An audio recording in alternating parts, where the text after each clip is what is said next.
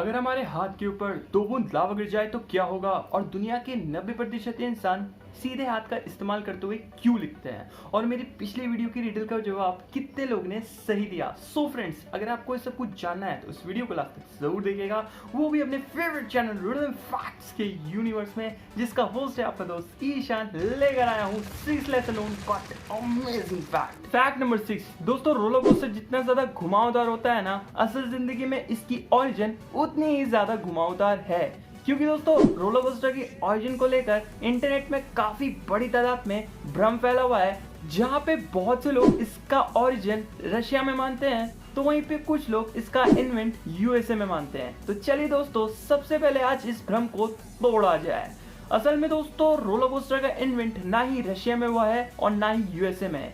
असल में दोस्तों, बहुत ही कम लोगों को ये मालूम है, लेकिन दुनिया का सबसे पहला रोलर कोस्टर 18वीं शताब्दी के मध्य ब्रिटेन के एक पार्क में बना के तैयार किया गया था। लेकिन इस रोलर कोस्टर को दुनिया का सबसे पहला आधिकारिक रोलर कोस्टर नहीं माना गया। ऐसा क्यों है ये भी बताऊंगा, लेकिन उससे पहले देखते हैं दुनिया का सबसे पहले रोलर कोस्टर की बेहद ही रेयर फुटेज को। दोस्तों, अभी आप जो अपने डिवाइस पे ये वीडियो देख रहे हो ना, वो 18वीं शताब्दी के मध्य ब्रिटेन के एक पार्क में बना के तैयार किया गया था। दोस्तों, इस रोलर कोस्टर के साथ सबसे बड़ी प्रॉब्लम ये हुई कि साल 2015 से पहले इस रोलर कोस्टर की वीडियो सामने आई नहीं, जिसके चलते हुए इस रोलर कोस्टर को दुनिया का सबसे पहला रोलर कोस्टर माना ही नहीं गया। पर साल 2015 के बाद बहुत ही मुश्किल के साथ इस वीडियो क्लिप को रिस्टोर किया गया, जहां पर ये पाया गया कि ये वीडियो क्लिप 18वीं शताब्दी के मध्य ब्रिटेन के एक पार्क में बना के शूट की गई थी, और इसी के आधार पर ये आस लगाया जा रहा है कि ये दुनिया का सबसे पहला रोलर कोस्टर था। तो दोस्तों, ये रोलर कोस्टर वाला फैक्ट अपने ही आप में अमेजिंग जरूर है। फैक्ट नंबर 5 दोस्तों, आपने तो संगमरमर से बना हुआ ताजमहल तो जरूर देखा होगा, पर क्या आपने कभी ऐसा ताजमहल देखा है जिसको किसी कपड़े या फिर पत्थर और कागज से नहीं, बल्कि माचिस की तिल्लियों से बनाया गया है? दोस्तों, अभी आप जो अपने डिवाइस पे ताजमहल देख रहे हो ना, वो दुनिया का सबसे खूबसूरत माचिस की तिल्लियों से बना हुआ ताजमहल भी माना जाता है, जिसको जॉर्जिया में रहने वाले खां जिगेंती के द्वारा 1000 माचिस का यूज करते हुए बनाया गया है। अगर हम इसकी साइज की बात करें तो इसका साइज 40 बाय 40 सेंटीमीटर है, और अगर हम इसकी हाइट की बात करें तो इसकी हाइट 30 सेंटीमीटर है। और वहीं आप ये जानकर हैरान हो जाओगे कि इस तरीके के ताजमहल को पूरा बनाने में खां को 350 घंटों का समय लगा है।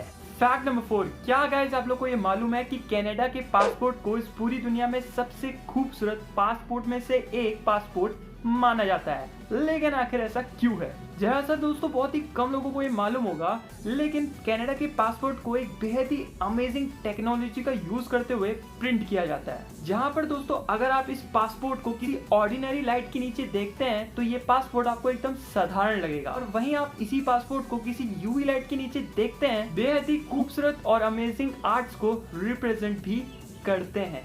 फैक्ट नंबर 3, दुनिया के 90% इंसान सीधे हाथ का इस्तेमाल करते हुए क्यों लिखते हैं? असल में दोस्तों, बहुत ही कम लोगों को ये मालूम होगा, लेकिन इसके पीछे भी एक सिंपल साइंस मौजूद है। सभी चीजों में सबसे बड़ा रोल प्ले करता है हमारा ब्रेन।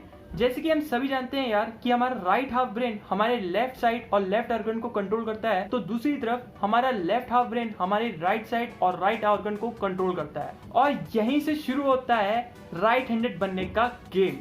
असल में दोस्तों, जब भी हम किसी भी नई लैंग्वेज को बोलते हैं या सीखते हैं, तो उस कंडीशन में हमारा लेफ्ट हाफ हेमिस्फीयर बहुत ही बड़ी क्वांटिटी में डेटा को प्रोसेस करता है। यानी कि आप ये कह सकते हो कि जब भी हम किसी भी नई लैंग्वेज को बोलते हैं, सीखते हैं, लिखते हैं, बोलते हैं, जो भी करते हैं, तो उस कंडीशन में हमारे ब्रेन की लेफ्ट साइड बहुत ज्यादा एक्टिव हो जाती है। जैसे कि हम सभी जानते हैं कि हमारा लेफ्ट हाफ ब्रेन हमारे राइट साइड और राइट ऑर्गन को कंट्रोल करता है। यहाँ पर बहुत बड़ी पॉसिबिलिटी जनरेट हो जाती है कि जब बच्चा बचपन से ही किसी भी नई लैंग्वेज को बोलता है या सीखता है, तो उस कंडीशन में वो राइट हैंड का ही इस्तेमाल करता है।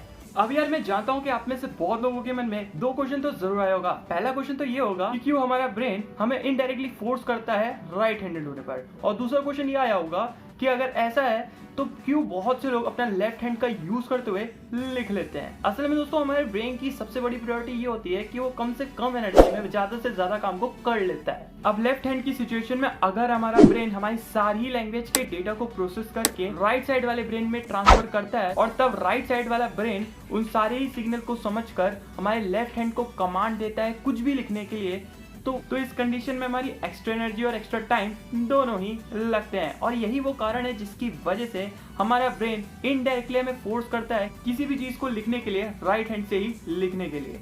पर एक्सेप्शन हर जगह मौजूद होता है और यही वो कारण है जिसके चलते हुए बचपन में बहुत से लोगों के ब्रेन में एनर्जी मैनेजमेंट का प्रोसेस ग्रोन नहीं होता है, तो उनका ब्रेन कभी भी उनको इनडायरेक्टली फोर्स करता ही नहीं है किसी भी चीज को राइट हैंड से लिखने के लिए। अब ये तो बात हो गई हमारे ब्रेन की। अब चलिए बात कर लेते हैं हमारे डीएनए की। असल में दोस्तों बहुत ही कम लोगों को ये मालूम होगा, लेकिन हमारा डीएनए भी इन चीजों में काफी बड़ा रोल प्ले करता है। असल में दोस्तों साल 2012 में की गई एक रिसर्च से पता चला कि अगर किसी भी बच्चे के दोनों ही पेरेंट्स राइट हैंडेड होते हैं तो उस बच्चे के लेफ्ट हैंडेड होने के चांसेस महज 9% होती है। तो वही दूसरी तरफ अगर दोनों ही पेरेंट्स लेफ्ट हैंडेड और राइट हैंडेड हैं तो उस बच्चे के लेफ्ट हैंडेड होने की पॉसिबिलिटीज महज 19% तक होती है। तीसरी तरफ अगर उस बच्चे के दोनों ही पेरेंट्स लेफ्ट हैंडेड हैं तो उस बच्चे के लेफ्ट हैंड होने के चांसेस महज 26% तक होती है। और ऐसा होता है बच्चे की ब्रेन और डीएनए की वजह से। सो फाइनली अब ये जानते हैं कि क्यों 90% लोग राइट हैंडेड होते हैं। फैक्ट नंबर 2, एक इंसान को 10 साल तक सजा काटना पड़ा, वो भी एक ऐसी सजा के लिए जो उसने कभी किया ही नहीं था, फॉल इन प्रिजन। तो क्या हुआ कि वो जेल के अंदर 10 के 10 साल तक लॉ का पढ़ाई किया और लॉ को जानने के बाद अपनी इनोसेंस को प्रूव किया और बाहर निकलने के बाद एक लॉयर बना और अब वो उन लोगों की मदद करता है जो कि फॉल्सली कन्विक्टेड हैं, जो कि बिना किसी रीजन के जेल में है, और यही है वो इंसान।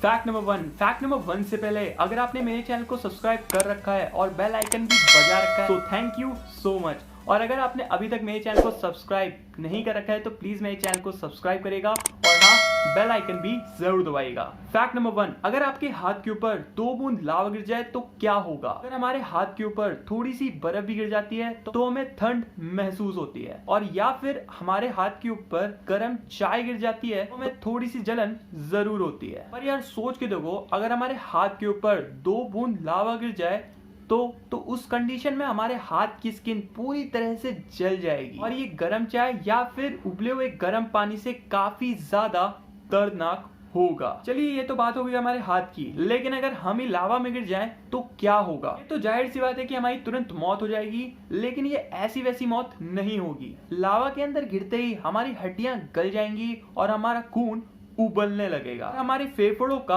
अस्तित्व भी नहीं बचेगा और हमारी हड्डियों का अस्तित्व भी नहीं बचेगा। और ये वाला फैक्ट सबसे खतरनाक वाला फैक्ट है। सो दोस्तों आप लोग मुझे कमेंट बॉक्स में कमेंट करके जरूर बताइएगा कि आपको इनमें से कौन सा फैक्ट सबसे खतरनाक और गदर लगा। चलिए अब बात कर लेते हैं हमारी पिछली वीडियो की रिडल की। तो मेरी पिछली वीडियो की रिडल थी ये। मेरी पिछली वीडियो की रिडल का जवाब दिया इन लोगों ने। सो यार मैं होप करता हूँ कि आप मेरी वीडियो की रिडल का जवाब ऐसे ही देते रहोगे। सो यार आज की वीडियो का रिडल है, अगर आपको इस रिडल का जवाब पता है तो मेरे को कमेंट बॉक्स में कमेंट करके जरूर बताएगा। अगर आपको ये वीडियो अच्छी लगती है तो इस वीडियो को लाइक करेगा, नहीं पसंद आती है तो डिसलाइक करेगा और इस वीडियो को शेयर जरूर करिएगा, क्योंकि ज्ञान बांटने से बढ़ता है।